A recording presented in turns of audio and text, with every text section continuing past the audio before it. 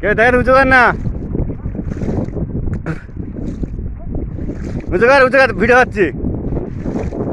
এই মাছটা কতটা হবে? 20 কেজি, 22 কেজি হবে না? হ্যাঁ, মাল তো একটা অত বড় কি করে হলো?